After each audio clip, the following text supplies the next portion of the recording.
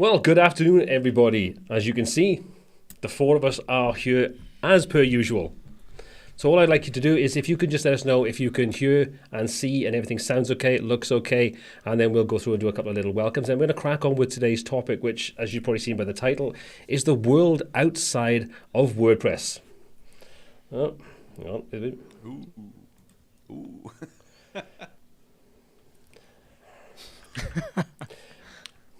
Okay. I'm ready for it already. I can already hear it now. Why is it when you mute YouTube in a different window and then you actually start doing a live stream, it goes, I'm not going to be muted anymore. I'm going to go full bore. Anyway, guys, how are you all doing? Mark, how's your day been? How's your week been? Imran, then Jeffrey. Good. So, how's things? Doing good.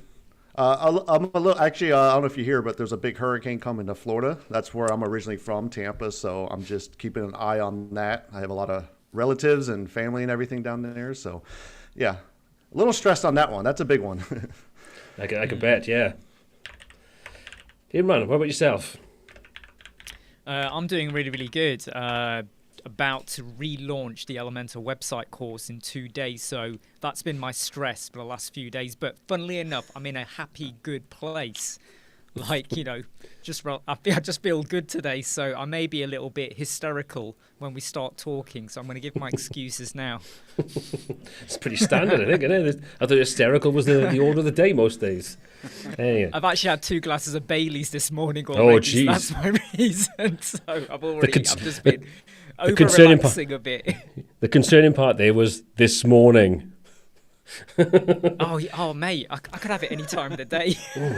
Jeez, really? Jeffrey, how are you doing anyway? Let's get to some sensibility. No Bailey's, just got my mushroom tea as usual. My late night mushroom tea. Nothing funny in it though, but man, all good. Also completing my Elementor course, but Imran beat me to it. Oof. But man, it must feel good being 2 days away. I'm like a little over a third in, and yeah, my eyes are just like, you know, it's insane. I think when me and Imran have talked about it before, I think once you start doing any kind of course, you don't realize how much work you're letting yourself in for. You think, that'll take me a month. And then you're 8 weeks into it, and you're like, jeez. And like, I think, Imran, you said on a live the other day, it's like, or when we were talking the other day, it's like you do something, you get 80% of the way through it, and you go, man, I could have done that in a different way. It's one of those things where you just want to get it done, because you feel like it stops you doing other stuff, because you feel guilty if you do that and you don't do it's just it's a guilt trip. So I'm glad it's done, you know, and yeah, it's done and done. Get it out there. But if anybody wants to know, how can they find out more about that course before? Sorry, Mark, I tried to cut you off there. I was going to say, I think I'm the only one who I haven't done that. I've never tortured myself that way yet. I haven't done a course yet. I did do almost an hour-long video. Well, that's why you look so calm. Webinar. No. I have got a live chat or a webinar on Thursday, so go to my Web Squadron channel, you'll see it. It's where there'll be exclusive deal on coupon. It'll be so much cheaper than Jeffrey's course that's not even out yet. I don't even know what he's pricing, but it's so much cheaper. but I've seen Jeffrey's courses, and they're at least 35 hours long, and that's just the intro. Oh, what? Yeah, whoa. No, it's all good. It's all good. No, the way I look at it is, it's like you learn different aspects. So, you know, I take courses myself. I buy them. And, you know, I don't look at it as competition. I look at it as just learning more. Exactly. That's what it's about. Yeah. But this is why I'm doing a bricks course, see, because I don't have to worry about you two. I finally had my first comment. I finally had my first comment. Somebody wanted me to make a bricks video. I haven't even entertained that thought yet, but maybe I will. Who knows? No, you won't. No, probably not. or we'll send the bailiffs around. It'll be a trademark infringement or something along those lines. Oh, there you go. Anyway, we're not going to go down that route. So today's topic is we've all been talking sort of off camera, as it were. We talked for quite some time about various different things. But one of the things I know Jeffrey and myself have been talking about is looking outside of WordPress, and you get backlash on this. I did a video about the other week, and someone saying like, oh, you should start a new channel. It's like, well, that makes no sense whatsoever to start a new channel. No one's saying we're suddenly going to go, it's not going to be WPTuts or Lightbox, it's going to be Webflowbox or WebflowTuts or something, you know what I mean? That you've got to look outside. We've all talked about it. And I think, Jeffrey, I think we've talked about this, is most of the exciting things that are going on in web design at the moment are not inside WordPress. They're outside it. You look at some of the tools that are out there and the things that they're doing.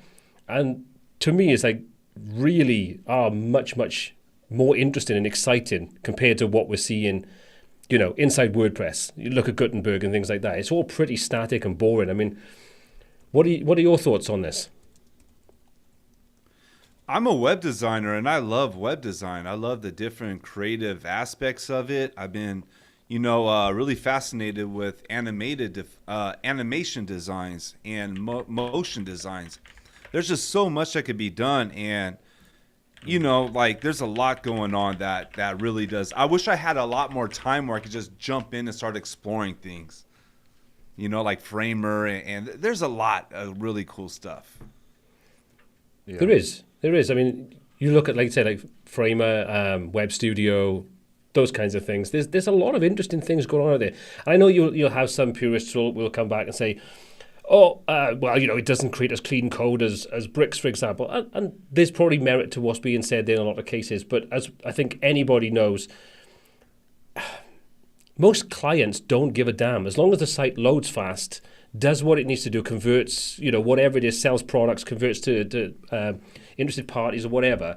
That's what people want. That's where the return on their investment comes from. So I do advocate for clean code where possible, but is it really the be all and end all for most clients? Do they say, how clean is the code when you do a sort of like an initial meeting with them? Probably not.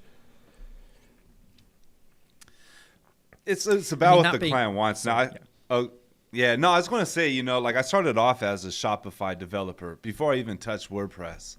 And then I got into WooCommerce. And after doing both for a long period of time, Shopify just works best for most e-commerce businesses. They just want to focus on the commerce side. They just want to be able to have their staff come in and deal with fulfillment. And they don't want to worry about all the updates and all the stuff that comes with WooCommerce. So, yeah, I think it's important to see what else is out there to fit the client's needs.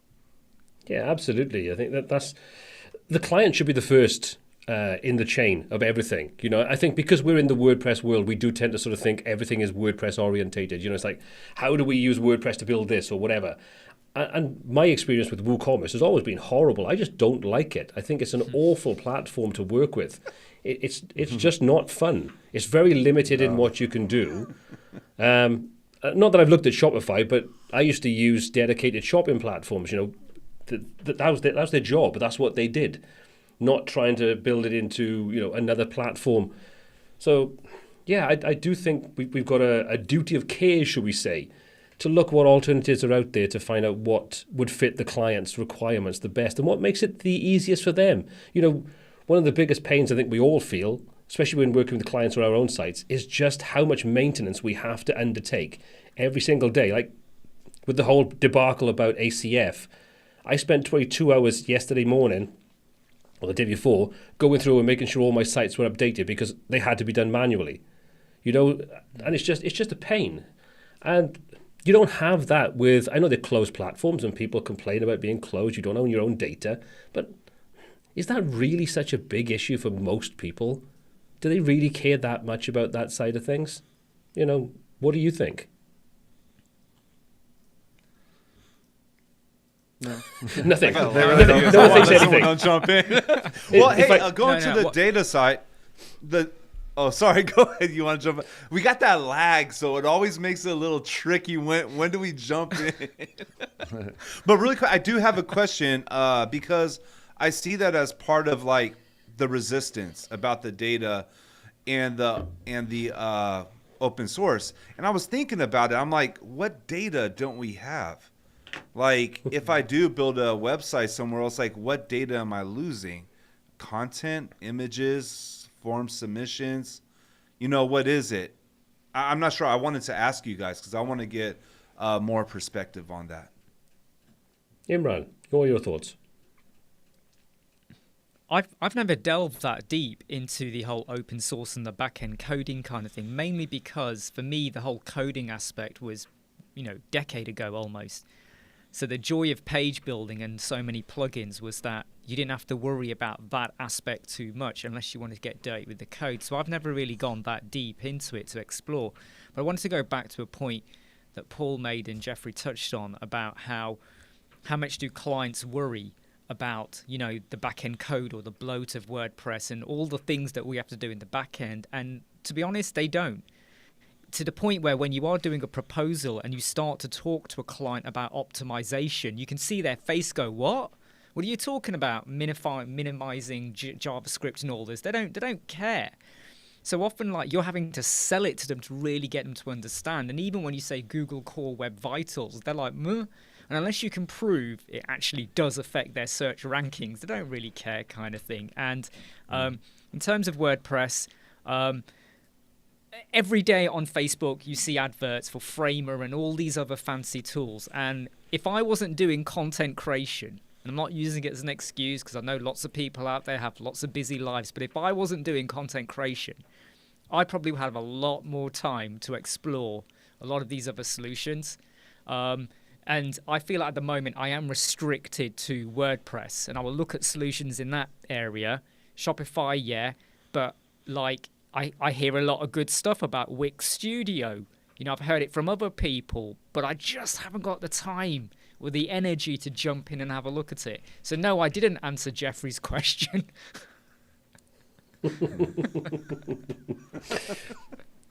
Okay, well, Mark, what are your thoughts about the whole, defining sort of data ownership? Do you have any thoughts about what that even means? For me, it probably means one thing, and maybe for everybody else here, maybe people in the chat, it means something different. What's your take on the whole data ownership sales pitch when it comes to open source software?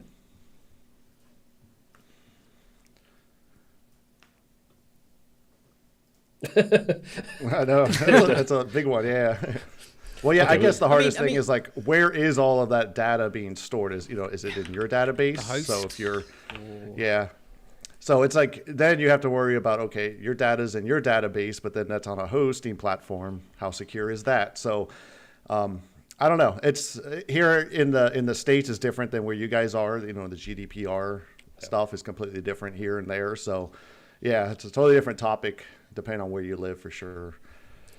I think the other thing to consider as well is that when it comes to, data ownership and stuff like that, as I've already been said in the comments, and I think, Jeffrey, you might have touched on it, I've never actually found a platform that doesn't allow me to export my user data, for example, like an email marketing platform, like MailChimp or MailerLite. If you want to move from one to another, there's data in there that's irrelevant. But you can still get the main data that you need, which is the contact details, the names, the subscription status and things like that. Same thing goes with e-commerce. Same thing goes for example, if you use things like Lemon Squeezy, which is one of the platforms that I use. I can export all my user data from there, all my order data. Same thing goes with Stripe. Same thing goes with PayPal. You can export that data. So I'm not really sure what data people are referring to when they say that there's this kind of golden egg situation when it comes to open source software. I don't know. But maybe that's a topic for a different day. Yeah. So, Jeffrey, being someone that is exploring these other areas, out of all the platforms you've tested at the moment, which one actually gets you the most excited about what it's actually doing? What's the one you think, out of all these ones, this is the one I want to dedicate some of my time to right now? Well, I haven't really tested as much as I would like. I've done my research and I'm following other people and learning more about it. And I have to say Framer right now. That's the one. And that's because I live in Figma. I use Figma more than I'm using WordPress most of the time. I'm in there on a daily basis. And, I remember when Framer first came out, I was playing around with it. It was like a Figma sort of tool. But now, I'm looking at, they have their own animation that's their own form of GSAP, and I'm seeing all this crazy stuff you could do with it. Now, I know it's not all accessible and all that stuff, but I like cool. Okay, I'm going to curse. I like cool shit, dude. That's what I like. I want some really dope shit. And I like to geek out and have fun and see what I could do. This weekend, I was playing around with Unicorn Studio, and it's just a beta that just came out. I'm like, dude, these no-code tools that are coming out, like Spline. Mark, you've been using Spline, right? Like, how has that been for you?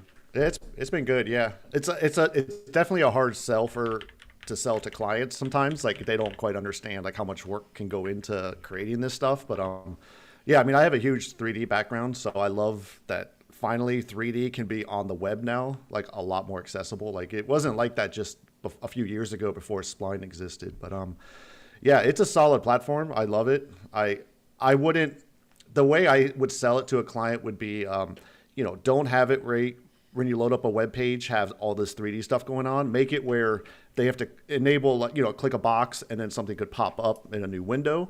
Then you can explain something more in a technical way, through an animation. So, yeah, I think it's a great platform. I love how it integrates now with, it's got like API stuff, so you could do really complicated stuff. I have a few videos on my channel on how to do that.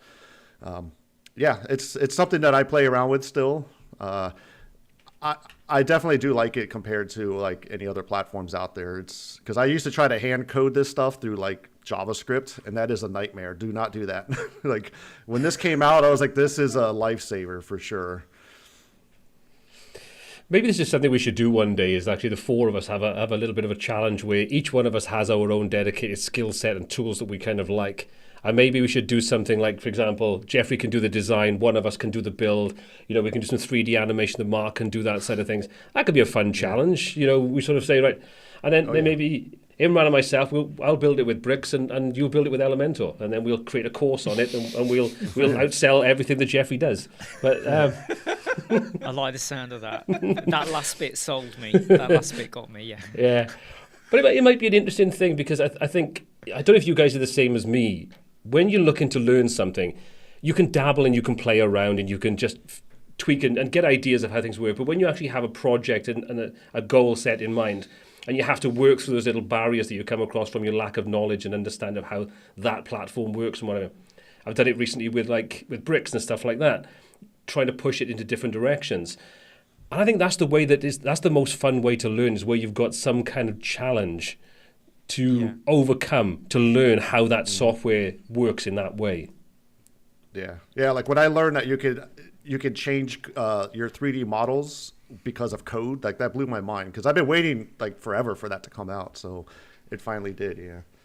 So I did want to mention one thing that the one thing that always turns me off from these SaaS programs, like the framers and all of that, is I cannot stand when there's a bandwidth limit or like a website visitor monthly limit. With this plan, you can only have 100,000 monthly visits. I just see that as like a money grab, because like running a server, so on my server, if I go over my bandwidth, which is like 6 terabytes, they charge you, no joke, $20 a month to get an extra terabyte of data.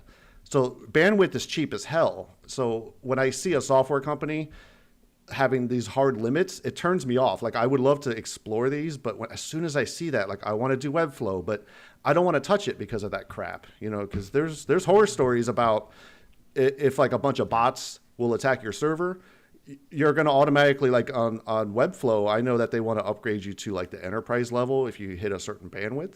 So people are, no joke, getting hit with like $15,000 bills because that's like the next level. But it's all a scam, and it drives me crazy, because these are like good platforms, but yeah, I don't know. I just wanted to get that out there. I get frustrated with that.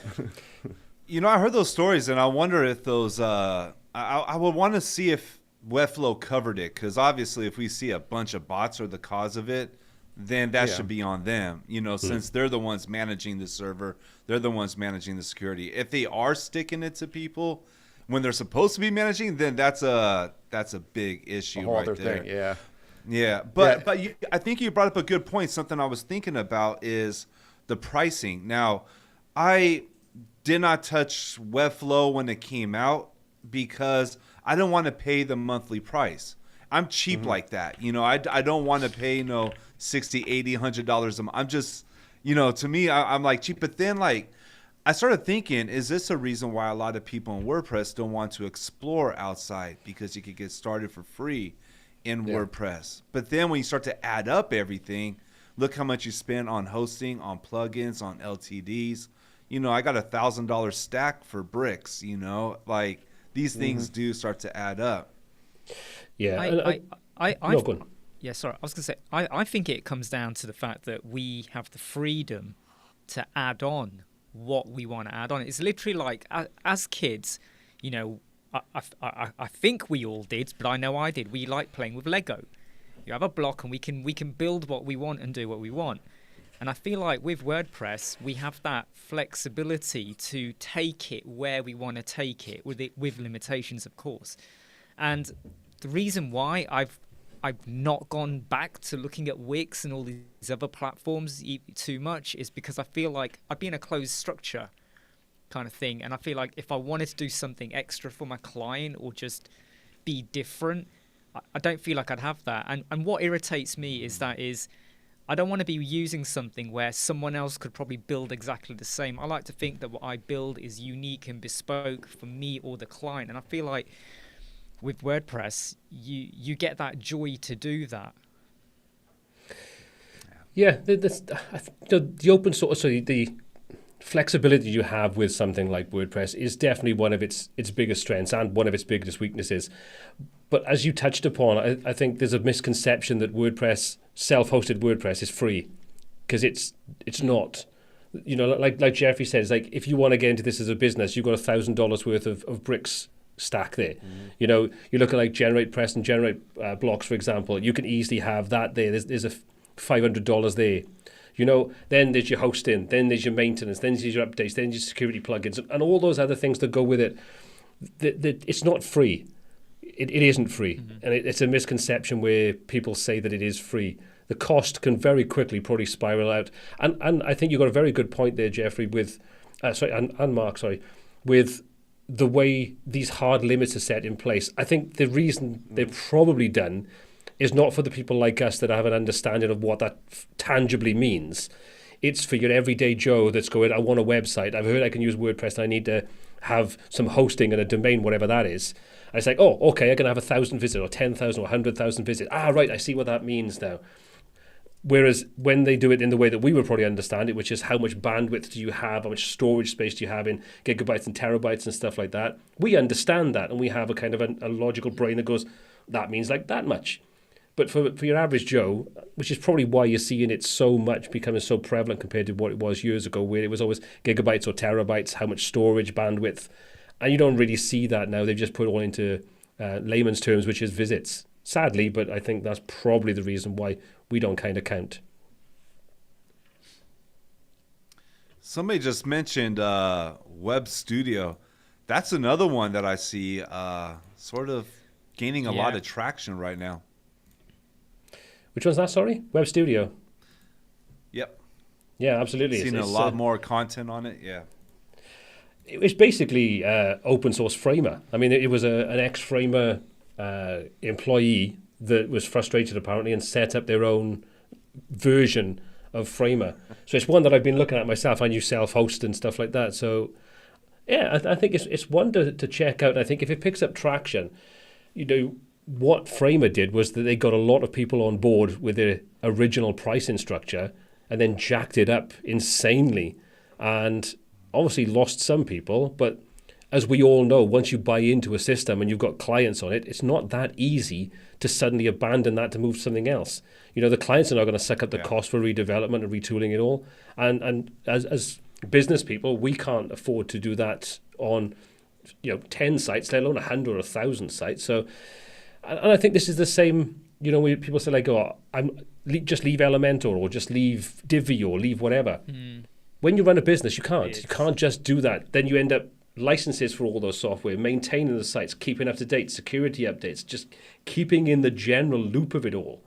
I think that these and are all the skills that are built in it. I think it's cool to look outside, but don't just run and jump into something else because, we spend years acquiring a skill. And my philosophy has always been to master one thing at a time, get really good at it, and then expand and then learn something else. Like when I started using bricks, a lot of people asked, or phrased it, hey, you switched from Elementor, you left. And I always have to correct it. It's like, no, I just added on bricks. I'm adding on skills. Yeah. And that's all we're doing. We're building on this. And we got to be very strategical when doing this as well, when we are building websites as a business. What you learn, though, when you're building websites or you've been doing it for a while, is that at some point in our careers, a new plugin or a new toy came along, we jump on and start using it, and then later on you realise it wasn't that good, or they stopped developing it, or it's no longer updated for like a year or so, and then you end up having to use something else. And now, even though you hear about a new plugin or a new tool, I'm always a little bit like, I judge it a little bit on what does it do, is it actually beneficial, and is it going to be there for the long game sometimes. And that's why no matter how much we can say that WordPress hasn't evolved immensely and it's still a bit stagnant in places or whatever, it's there. 20 years, right? It's still there. And like it or hate it with Elementor or Bricks or any other solution that's coming around, there's teams behind it, there's investment behind it to keep it going. So it's a bit like you want to jump from Elementor, go and do that, and you could jump into something else, but then you may regret it or come back the other way. There's definitely a time to let these things mature. And like you said, I think this is the same in all aspects of business and life, is that you learn from every mistake, every thing that was good. Like I say, you'll get it. You'll find a development team, for example, or a brand or a company. And it's like they put a product out, you've used it, it's been solid, the support's been good, and all those kinds of things. So when they bring another product out, you feel a little bit more inclined to want to kind of jump on board with that and test it out. Whereas the opposite, I think this is one of those things that if you've ever bought stuff on AppSumo, especially the last 2 years, there's been so many of those lifetime deals that have just like, the developers are going, oh, we can't support this, it's too expensive, blah, blah, blah. Sorry, Imran. No, sorry. It's just Max Zebel, he just made a comment. And that's kind of where I was. I wasn't hot on the JavaScripting side. That was always my stumbling block. We're going back 15, 20 years now. But now and again, it does cross my mind, and I sort of go, how far could I take HTML, JavaScript, and CSS? Could I start to get back to building stuff where I don't have to rely on a page builder? But the thing that always scares the crap out of me is trying to replicate some of the plugins and stuff you use. Hey, yeah, I could build stuff and make it look nice, but if you expect me now to start doing back-end stuff, there's only so much I can rely on ChatGPT and whatnot to help write the codes, and maintain things and all. There's only so much you can go. So I would love it. I mean, there's people on here, Phil, and there's people who used to use Elementor and other stuff, and now they've gone full onto the full site, all of that, building just with code. And I would love it if I could do that. I wish I'd stuck at it on that side of things. A lot of it comes down, though, to the amount of time it takes you to do it. If you go back to when you were doing, like, let's just say, I don't know how many people you ever use Dreamweaver or those kinds of tools. Oh. Mm-hmm. Yeah? So you'd have like rapid application development, RAD kind of plugins that would speed up and take over lots of certain things you could do. So like database connections and pulling in data and stuff like that was all cool. But imagine having to go back to doing that now, where you can literally just set up something in like a tool like ACF, and you can be up and running, pulling dynamic data in 10 minutes maximum. Do you know what I mean? And you're outputting that, you're building your templates, you're doing everything you want. The reality is, I think when you start to go down the more things outside static, more database-driven, content-driven, CMS-driven type things, it's just not worth the time unless those companies that you're working with are paying you 50, 60, 100 grand. Then fair enough. But the reality is none of us are kind of commanding that kind of money, and we're not working with those kinds of companies. And this is where you kind of look, well, where's the reality? Where's the time versus the financial return? You kind of draw the line. And I think that's what we all do. I think that's what you do in business. You find it. You don't want to like reinvent the wheel every time. So if I could compare it to when I worked in 3D animation, I used to work at it was at the time the largest engineering firm. So I would do animations. You've probably seen them where there's like a new interstate or apartment or whatever being built. There's all these cars going down the road.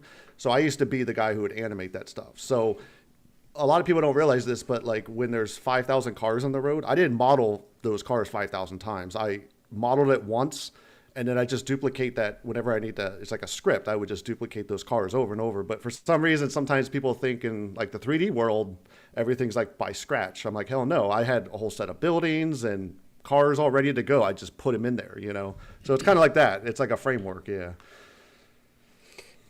Yeah, now, I'm all about efficiency, and you know, if I can build a page and get stuff done, and then go and enjoy my pizza and my Pepsi Max and my Baileys, and then do whatever I want and catch up on Netflix, that's what I want.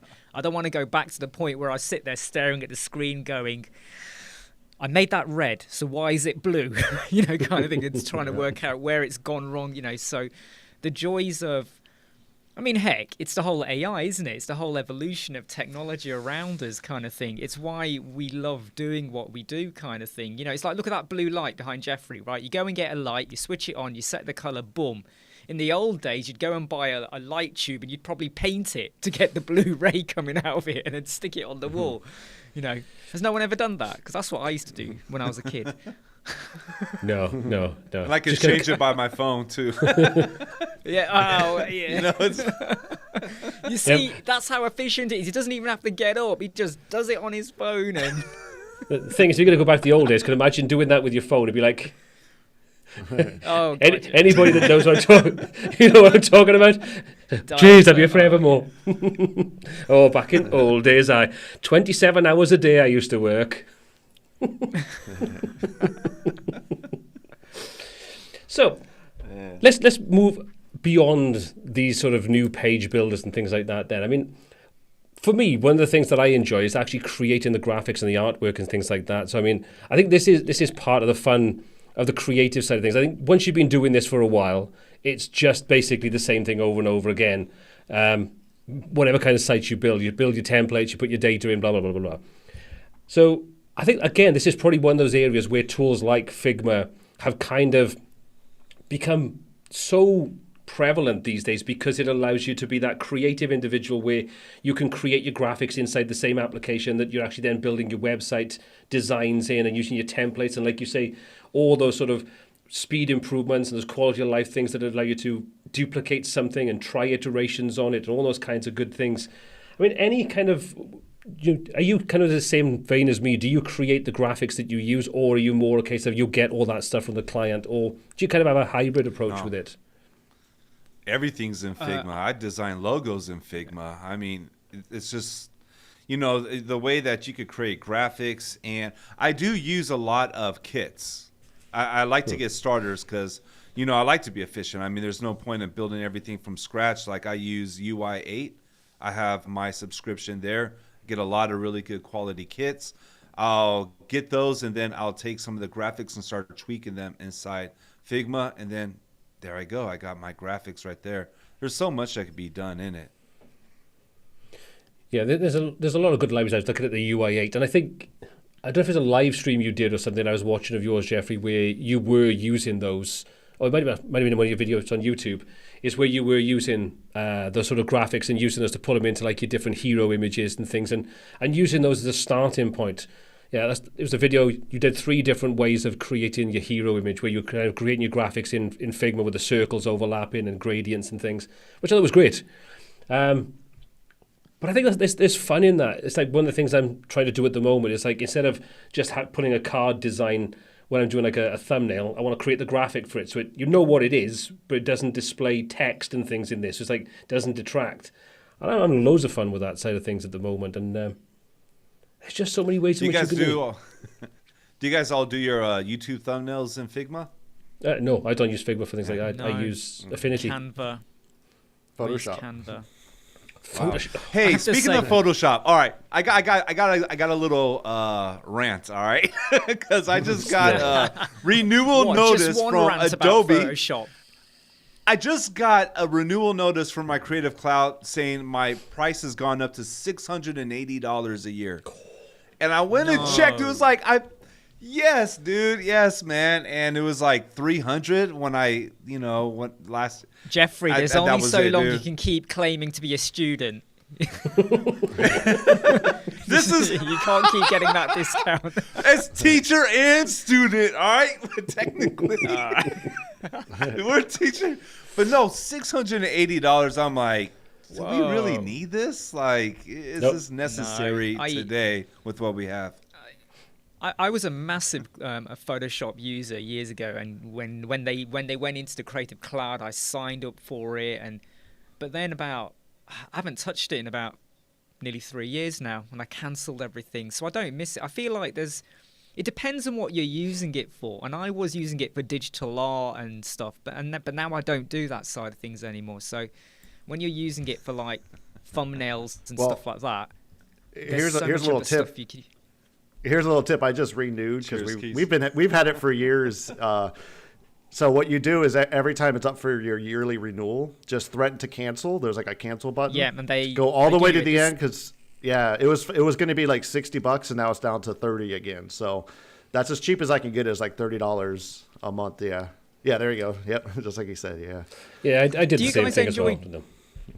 Do you enjoy doing thumbnail art?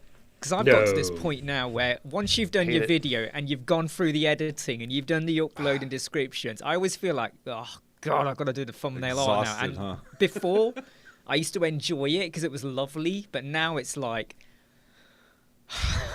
really, you know, you got to do it, but it's like pain. Well, I feel like there's so much pressure because you listen to some of these people, these, like growth channels. Oh, you have to add the shock face and all this crap in it. I'm like, you start to think about it too much, and then I'm like, my best video doesn't have anything. It's just like text on a screen. Yeah. I'm like, I gave up on that shit years ago. I'm like, there you go. Imran's got at least 300 shocked faces on his phone. Do you know what? I'm actually... I've been thinking for a while, we're side topic now, but I've been thinking for a while that I can't be arsed with putting my face on anymore now. I might just do words and stuff and just have screenshots. I just feel like, I don't know. I'm never satisfied. Like I noticed, Paul, you've now started going to more like the dark kind of look with the red and all that, and it works really well because you've got a theme. But I always feel like you've found a way to do it, and you're really excited.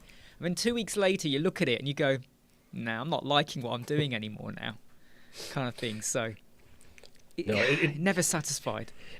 I get the logic behind what they say, which is that your thumbnail and your title should intrigue, but it should also complement each other and tell people as they're flicking up their feed, what does it mean? What if you can visually convey it. But then how the hell do you visually convey something really obscure like a lot of the topics we cover?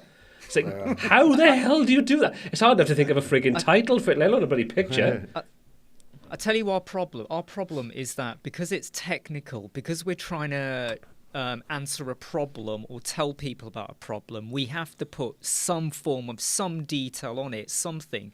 Whereas other people that aren't doing technical videos, they can just have cover art where it's just their face. There's no words. It's just their face and they're sat in a lounge kind of thing, Mm-hmm. And they will get views or whatever because their videos are mainly just them talking to the screen, whereas we've got to, say to people, how to get a discount on Photoshop. We have to do videos like that. Yep. I had one person, I remember one time paying somebody to do it, and it made me look like a Bitcoin guru. So I can't use it. I've had people email me. I get emails quite a lot from people where they've actually redone the thumbnail art for one of my videos. So they've obviously watched it, taken a shot, and they've done it. But I have to say, it's very similar to what you've just said. It looks like a Bitcoin kind of thing with pound sign. And I'm like, where'd you get I said, there's nothing in the video about pounds, dollar signs. Well, I said dollar signs everywhere or cash notes. What is this? or they tend to HDR the living shit out of your face. I've noticed that. It's like everything is like this hyper contrast, hyper color kind of thing. Eyes bulging. I mean, where's McDonald?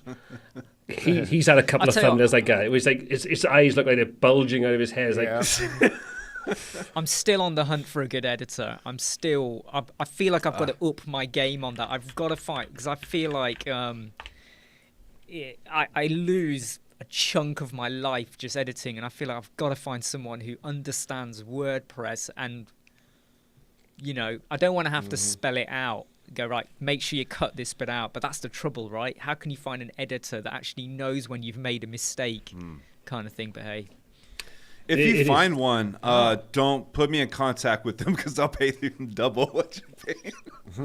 Mate, if you find a good one, please let me know. If you know a good one. Just kidding. So Jonathan. The thing is, Jeffrey, that's going to cost you at least 3 kidneys because Imran's course might be like 5 hours long. Yours is 45 hours long, and you're going to pay them double. So you're already about 9 times in for Imran's cost anyway. So is it really that long, Jeffrey? Really no, not that long. This one's going to have 100+ lessons in it. It's going to be fun, but it's a 2-on-1 course. It is a web design course and an Elementor course. So the first third is a web design, but I do got an awesome editor to help me out with the courses. She's been awesome. Yeah. I'd be happy to put you in contact with her. She's amazing. Yeah, please do. I've got to hire that breakdance video guy. The ones who slate Elementor. I've got to hire them to slate your course when it comes out. I've got to just bombard Facebook adverts and go, you don't want to use this course. You don't want to go there. I've got to use that strategy against you. It's an Imran PSA. Wow, dude. So we could have like a battle, bro. And what? We'd be like homies behind the scene. But we'll have like a battle outside, dude. Check out the PR that we would get. Oh, mate. Do you know what? I would love to do a video. I would love to do a video where I've got your YouTube videos playing on a screen and I'm stood there pissing on the monitor. That would be awesome. Yeah, I'll have one of you and my dog humping it. Okay, well, this took a turn for the surreal. I think we should do it. Paul, Imran, do not have Baileys in the morning again. Never have Baileys in the morning again. Do you know what? Bailey, oh, God, drink that. You could give me a bottle, right? And, oh, man. Let's be honest, he said he had 2 glasses of it. What he didn't tell you was they were 2-pint glasses of it. That's what wasn't being told. Mate. You got it. Anyone out there that Baileys with a block of ice, right? And then you just keep pouring it, and all your worries drift away. Trust me. You go to the toilet more as well. You piss a lot, trust me, when you have lots of Baileys. It goes through you well, it's a drink, isn't it? So it's bound to go through you, but yeah.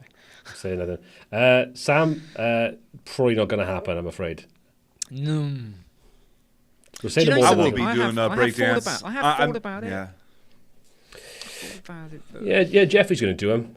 So, Yeah, I'll be gravitating towards breakdance a lot more coming up, especially the start of next year. It's something that, it's just one of those tools that has interested me since it came out. I've been watching it grow and evolve. I did the same thing with bricks. I just don't jump into a new tool.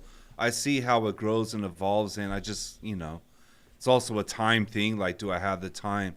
But, yeah, I look forward to getting into it more. That's a great place for you to do a course because I don't think there is anyone doing breakdance courses. I mean, if you go and Google breakdance course, you're going to find dance classes, but not proper. You're going to find Australia. You're going to find the Australia kangaroo. Oh my God. Yeah. Oh yes. What the hell is in that mushroom tea? That's all I'm going to ask. Oh man. Not any funny kind of mushrooms, he says lyingly. Yeah. Okay. Yeah, I'm lost now. The train has derailed. That's all I'm saying.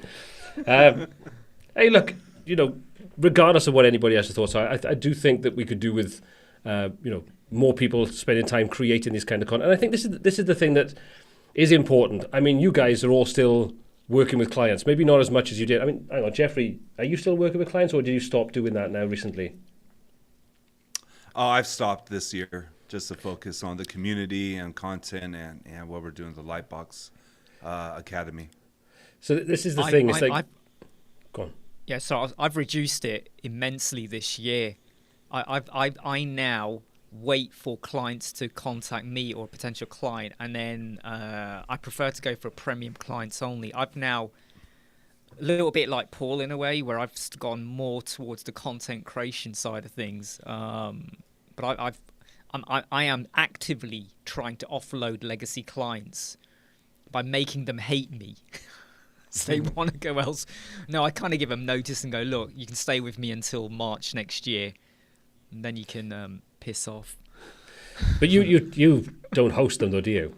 You don't host their sites. No. I did, but you know what? It for me, it took away the fun of designing and creating things and making things jump, dance, and all that. It's just like, oh, my emails haven't come through, and you go back through and check all the MX records and all of that. It takes away the fun of web design. Please. God, not emails. Emails is the worst thing to ever do for clients. Never, ever do that. So if you're ever thinking of hosting your clients, if you're working with the clients, if you're new to this, I would probably say it does make more sense for a lot of people to offload that, to let them just deal with it themselves, set it up for them and then let them go so they can pay the monthly or annual fee. But whichever way you kind of go about doing it, I would say just do not offer email as part of it. The worst client I ever had, and I'm glad they disappeared, was every time they changed their phone, they would contact me to tell them how to add in the ports and all the outgoing server, the incoming server to their phone, and I kept sending them the details, and it was like I literally have to do a video call with them because they were like miles away, and go, right, now show me your phone, and they're like, which I realized was a mistake because I asked them to show me their phone even though they were on their phone at the time, so it was like a bit of a paradox. But have you noticed at one point they stood in a mirror, they literally stood in front of a mirror so I could see what was on the screen. Well, let's hope they were dressed. But I think one of the worst things is, I don't know if you've had the same thing when you did work with clients like that, is like you'd send them only the POP 3 details and tell them to have it set up so after 7 days it deletes from the server, and 90% of the time they come back with a problem and it would always be set up as a what's it called? What do you call it? IMAP. That's the word I'm looking for. IMAP. So everything is, you go back there like 6 months later and their storage is rammed and it's like 50,000 emails. And it's like, oh, Jesus. And that trying to get them to redo it and not lose the emails and all those kinds of things, it's like, oh, it's just an absolute pain in the butt. Not fun. So yeah, don't ever do it. If you get the option to work with clients, host them on their own accounts and do not set up emails. Tell them to either go through Gmail or Office 365 or something like that you don't have to deal with tech support on it, because that is an absolute ball ache for sure. Yeah, as J-Man says, DMARC, SPF, especially with the whole sort of things that's come in recently with handling all that, with deliverability rates and all that kind of stuff. It's like, oh, what a pain in the butt that was. Sam, okay. I feel your stress, man. Oh, yeah. Brought back some memories, huh? Yeah. PTSD it is. Right. Or PTSD. Can I just say for Sam? Can I just say for Sam's question there? Get asked this a lot. You get loads of comments. I get lots of comments with Elemental or Bricks or this or that. I feel like take out the page builders, right? Now turn the question into what's the best car I need to drive? What's the best car I can get? And the answer will be, what do you need and what do you want to get out of it? So I don't like to get into these arguments over is Bricks better than Breakdance, better than Elemental, better than Quickly, better than this, better than that. For me, it's like, go and do your own research and homework, right? It's like, what's the best mobile phone? What's the best car? What's the best house? What's the best jacket? What's the best drink? Pepsi Max, by the way, so that's a definitive answer. But go and do your own comparison and research and decide what do you want to get out of it. And if you've got the time to play, go and play. Because what I hate is if any one of us ever was to say use Bricks over Breakdance, it gets held against us in a way. And then you have people jump in that don't like your answer, or 2 years down the line someone will come back on you and go, well, you said this. And I don't want to feel like we influence people to make financial decisions for their career or what they decide to use. So good question, Sam, but I would say just go and look at the features and make a decision for yourself over what's important to you. And we're never going to tell you to make financial decisions, but buy Imran and Jeffrey's courses. No, buy my course, not Jeffrey's course. Imran's course is $400. All right, mine is $20. So I got 100 and you get lessons. twice. You got 5. you just buy one, get one free of the same course. I'm actually going to create a code snippet that is going to automatically pick up your URL when it's released and always set it at 0.9 at 90% of whatever is your price. If you put up in 0, I'm stuffed. Okay. Oh man, it's gonna be fun, dude. I'm gonna have a look now. I mean, we had a small window there where we had a sensible answer, and now it's just gone back to the same. Oh man! But to go back to the page builder versus page builder, this is something that's been on my mind a lot lately, especially with the whole thing that's gone on in WordPress recently. I was like everybody else, upset, like emotions were all over the place. But then I got out of it, and something that's just been bothering me in general has been the division. There's so much division, and we're divided over tools. We're divided over things, and I don't like seeing that. Like, for me, that just goes against what I want to do. I want to unify web designers. Like, we're here to have fun, create, and I want to help out to, build super awesome websites and make really good money at doing it. And yeah, dude, the whole thing with this versus that. Another thing too is like I get the tribalism and I get the loyalty, but this is another thing that came to me the other day is that I'm no longer loyal. Like, I'm not loyal to any brand, and I will never be loyal to another brand. Apple killed that for me. All right, Apple killed that. Something that Apple did a few years ago made me realize I'm loyal to brands that aren't loyal to me. So my loyalty goes to web designers, to us, to the people here in the chat, Okay, rant over. No, you make a good point there, because I actually care more about when someone shares this interesting bit of CSS code, and it's something you could apply to like anywhere, where you get to do something a little bit different. Or someone did, I think it was on Wix, and there was a video they did, and I happened to just watch it, and they did this really funky thing, and it got me thinking, how could I do that in WordPress? What would I have to do? Do I need a bit of code, whatever? So I like to see things that stimulate and get us thinking, and I feel like regardless of the tool, I know some people say that some are more bloated, or this or that, or the back-end code. For me, it's about what do you do with what you have available to you, because that is what pushes us to evolve, kind of thing. We don't want to just still be doing like the basic designs that we were doing like 10-15 years ago. We want to break out into we want to evolve, basically. And I think that's where, as Jeffrey said earlier on, and as Marcus alluded to as well, I think this is where the excitement outside of WordPress, that's why that is more exciting at this point in time, as in the innovation is more exciting, because they are pushing for the wow factor. Does it always make for a better end result? No. Is it a better user experience? Not always. But sometimes, like I was watching one earlier on today, I think it was, and it was like, your typical sort of app, sort of hero section where you've got like a top little bit of the application itself, there's some words there, and there's like a plasma line running down, there's melting all over the top of the screenshot, and the plasma was all animated and stuff. And I was looking at it thinking, that is cool. Do you know what I mean? It's like, does that make it a more usable experience? No. But what it does do is it catches your attention and it gives you a visual sort of like, wow, that's cool, without stupid animations all over the shop that add nothing and just make it really annoying. But I want to kind of go back a little bit to a slightly different take on what you were saying about brand loyalty and stuff like that. And let's not do the brand loyalty, but buying into brands and things like that. One of the things that I find more important a lot of the time are the people behind the brand. If because I'm sure you're all the same as me, you probably had dealings with developers and companies. Like, for example, I know, Mark, you're a big fan of Crockleblock, and everybody I've dealt with in Crockleblock have been really nice people to deal with, and really solid people with a great passion for what they do.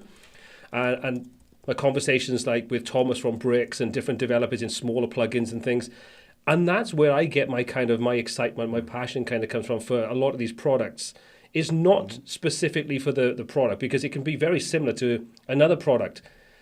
But when you talk to the people that are behind it and the passion that they've got and how open they are to feedback and input and just, want to absorb everything that people are talking about to be better at what they do, that's kind of where I feel I want to put your weight behind. But, you kind of like, you want to create content around it. You want to talk about it when you do live streams, things. I think there's more to that side of things. And maybe we're in a little bit of a sort of privileged position where we do have access to people because they want to come to us and talk to us because of what we do. But that's what I feel my passion is for those products and the services is more the people than the actual product itself, and probably why I'm more behind bricks, for example, than I am maybe behind some other products. Not because I think one is infinitely better than the other. Like Imran says, everyone has benefits, everyone has weaknesses. They do one thing better than another, whatever it is. But when you kind of know the people behind it and the passion they've got and what they're trying to achieve, it's the same as your creators that you watch. It's why we are on this live stream and maybe some other people are not, because we talk to each other. We have very similar goals and aims in what we're trying to achieve and what we want to do and convey. And I think that's where that's more important in a lot of ways for me anyway. This is why I love conversations. Yeah. Wow. Yeah. That's kind of why I've not gone neck deep into breakdance. Considered it, but I always feel like, the way they do things behind the scenes with their marketing, it really rubs me up the wrong way. I just wish they would because I've noticed, before all the adverts were about slating Elementor.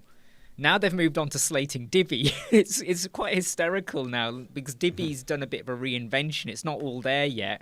But it's almost like they're so worried about Divi. Now we're going to do all our Facebook posts about slating Divi, and it just comes across as tragic a little bit. And I'm sure at some point, when Etch is fully out there, however it looks, they'll then move on to slating Etch or something. So, yeah. Yeah, negative marketing. I'm not the biggest fan of negative marketing. I think it's a bit slimy. Whoever's doing it. Except the one I will be starting the moment when Jeffrey's course comes out. In fact, I'm going to make sure all of the artwork is slime, orientated as well. Just looks like goo's been thrown at the image. Oh man, you're going to make me go to my black hat days, man. Pull out some of my tricks. Oh. You heard of hot links? Yes. This is why I don't make courses right here, right now. This is getting nasty. Man, the fight is real. Paul, but this is why I love having conversations like this, because it could go and have all these thoughts in my mind all the time. You could read the comments and you could see what other people are commenting about. But then when you have conversations like this, it just opens up perspectives and it gives a different outlook on things. And this is why I love doing this, man. So I hope we keep doing this. And also anybody could go to a WordCamp and meet the developers for a lot of these tools. I went to one before I had a channel. I was just an average Joe, walked in and hanging out with the guys from WP Umbrella when they just started, Aurelio and it's two other guys. And they're just really cool guys. And things change when you meet the people and when you actually talk to them and you see that, hey, these are just guys like us, or creators like us, developers like us. And they're just normal people. And when you see that, it changes your outlook instead of oh, that one had a vulnerability. Oh, this one did that. It's just wait, these are some cool people, and it does change things. Yeah, because I've had a couple of sort of calls with different development teams and things. And I know, Imran, you've spoken to some of the same people that I have, and I think probably Jeffrey and Mark will be surprised if you have. And it's so nice to see, because an email doesn't do it justice. A conversation via some kind of chat thing doesn't do it justice.